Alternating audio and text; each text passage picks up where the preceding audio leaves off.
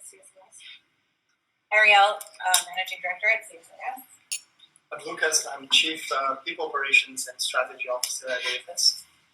And I'm also a CSIS. I'm Eva, Program Manager with AFS. And we're so excited to have you guys. Thank you.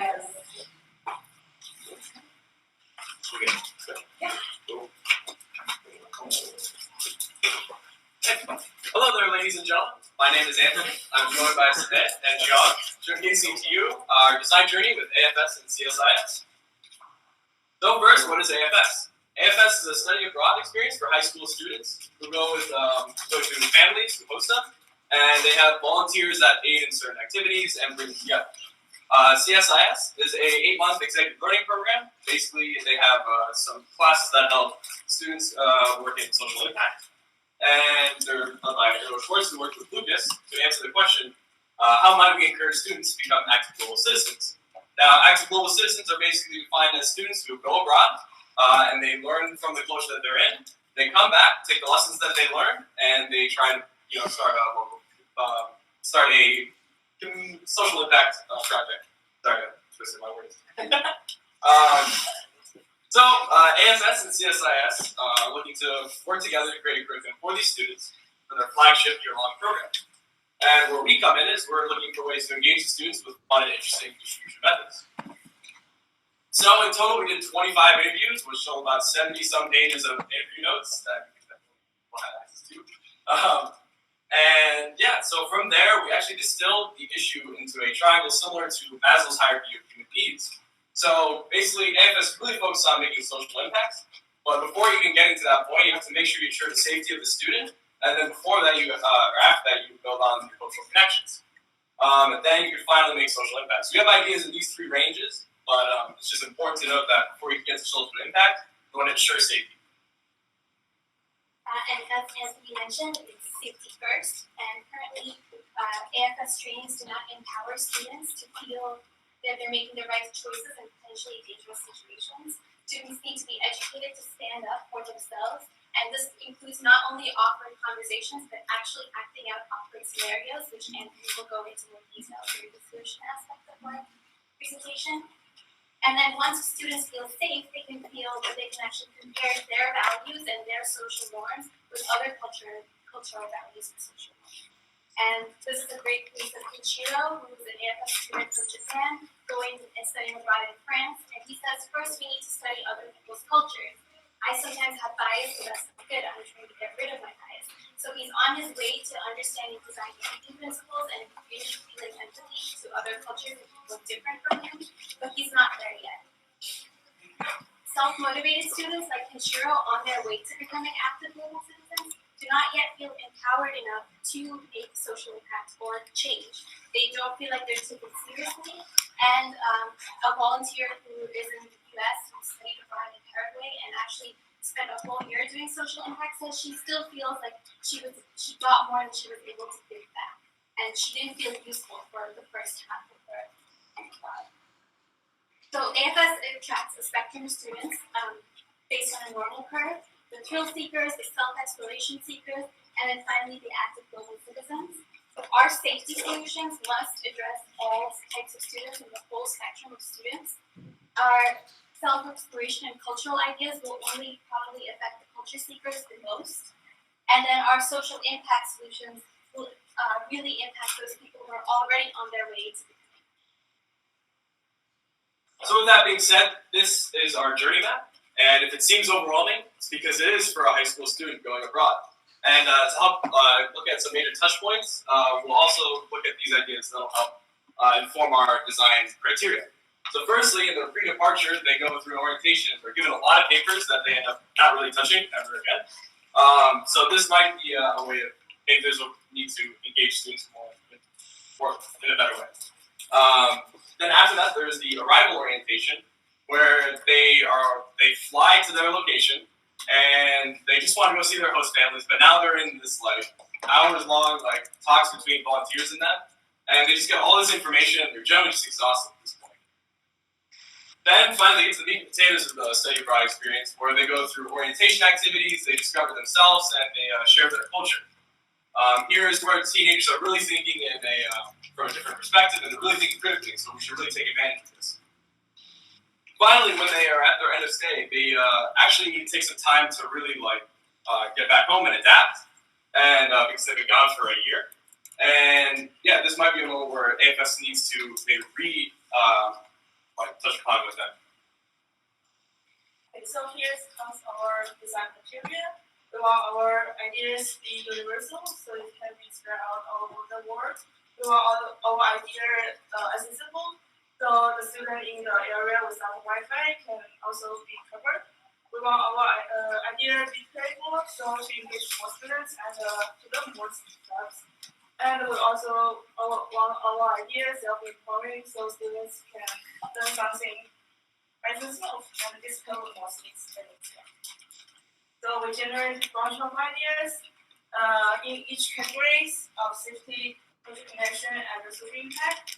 And then we will talk about these 5 ideas because we see these ideas have potential to our future and be implemented. So when it comes to safety, we thought an interesting idea what might be a confidence/street smarts building workshop. And so to approach this, we actually went to Master Lawrence Whitaker here at Urban Defense in Philadelphia to get some advice. And he actually had the philosophy that a lot of self-defense teachers really talk about violent methods of what happens when you're confronted. But he actually said that taking a step back and thinking about moments that could have prevented anything in the first place were actually what should be taught. And this is really good for teaching teens non-violent ways of dealing with potentially dangerous situations. So to that end, we actually did a role prototype where we took a group of college students and we ran a mock presentation. Among other things, we focused on different metaphors and ways of showing students confidence and self-building exercises. So here is an example where we showed a difference between a confident handshake and a very vulnerable-looking handshake, and showing that when you're in a foreign location, just looking the part is 80% of the way of being safe. When you look confident, people are a lot more engaged, and you look a lot stronger versus when you look vulnerable. And then there was also a nice little tidbit of information of what happens when you're encountered. This is our student goal. Exactly. Louder than that, but yeah. So we felt that just giving this little tidbit of yelling back off would be a really nice engaging way to view the students. So in terms of feedback, we got some nice feedback on, they thought the imagery was strong, they really liked the use of metaphors, but maybe talking more about the confidence translating into greater street smarts might be interesting to the future. And we did a little survey, and while the sample size is about 7 or so kids, they did explain that they were more confident after the talk than they were before the talk. And then in terms of another safety idea, we had a phone sticker just replace the cards that AFS gives out. Just put it on your phone, it'll have the emergency volunteer information, local police departments in your area. Just a little thing to put on your phone. And so for the cultural card decks, we decided that cards were something that were universal, so they could be used all across the world. And they actually have a QR code that leads to a digital experience, so it's free to pass this around.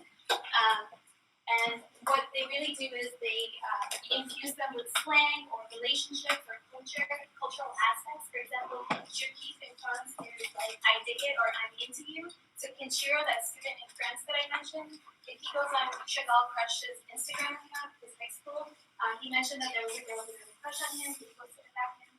He would be able to identify who thinks him very quickly. He took a bit of a risk by adding curse words and sexual slang or innuendos, and we went into vet this with volunteers first, and we got a lot of great feedback from AFS US. A lot of foreign students accidentally use the N-word without realizing how bad that is, and just because Jay-Z and Beyonce can use it does not mean that someone like Eminem or Iggy Azalea can. From AFS Italy, they loved the reflection questions, and they said that would be a way of self-empowering students and getting them to think of their own time without a volunteer program. And we also did guerrilla testing with 6 users. We must have how-to-use guidelines, especially for the digital mobile experience. You can actually use your phone to test the QR code in the prototype. It would be nice to have an instruction manual for different rules in different cultures. For example, poker in Chinese in China is played slightly differently than poker in America. And then the students loved the reflection questions as well. These 2 girls didn't know any card names, so they made up their own name with the mid-year. We also implemented the design feedback that we received. So the circle, the blue circle in the card reflects the theme that it belongs to, and that's inside the card, so you're not giving away any secrets while you're playing the game. The QR code also is with the content now, so that it's an indication that there's each unique QR code for each card that leads to a whole cultural digital experience. And John will walk through that. So every student will get different sets of cards in their full depression application, and each card has unique QR codes on that, and you scan it to get your cards into your iPhone. And each card has a little quick question to help you to understand the social or cultural content. And after you doing that, you will get some points. You can redeem the points to this for our new random cards. And we also build a achievement system and sharing system to promote students to learn more and discover more with our application. So we got really good feedback from AFS volunteers. So they believe students can learn more things, discover around the world with their smartphone. And for our survey of this application, most people feel this idea is straightforward, it's easy to understand it, and people like the fun project, like the idea to play with others, share with others, and they feel reading just simply reading the interesting facts on parts of the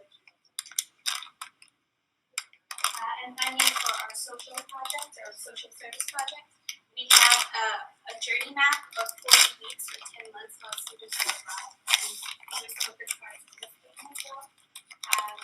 And so the first half, or the first 5 months of this journey, is a self-exploration journey where we set goals from Emotional Intelligence 2.0, and we help students walk through how they obtain self-awareness and then relationship management. So really understanding themselves first before they can start to do some social impact projects.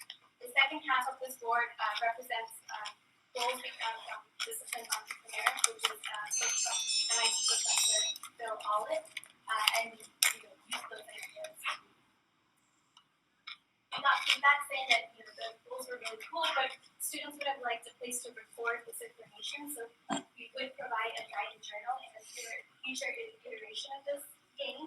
We would also potentially let students earn CSIS credits for completing this journal and submitting it to AFS.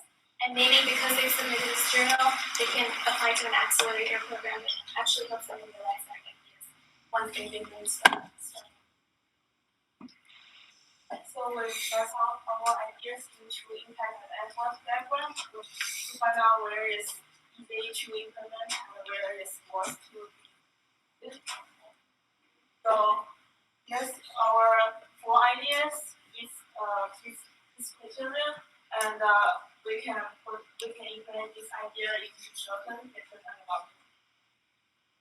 And for the 6 ideas, it's pretty straightforward. We can figure out and distribute to students really quickly in these moments to accomplish these goals. And we can also short videos and diaries to volunteers and students. For social project ideas, we want to see more students in different countries and repeating events. After we get more feedback, we can refine our design of the cards. And eventually, we want students to build their cards and to make more fun with details.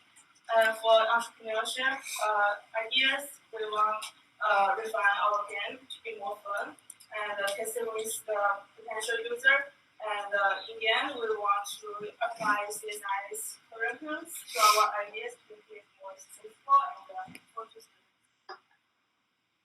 Yeah, so that's our presentation. Just a little note, those cards, you can actually analyze the QR code, you can walk through the experience that John mentioned. So, thank you so much.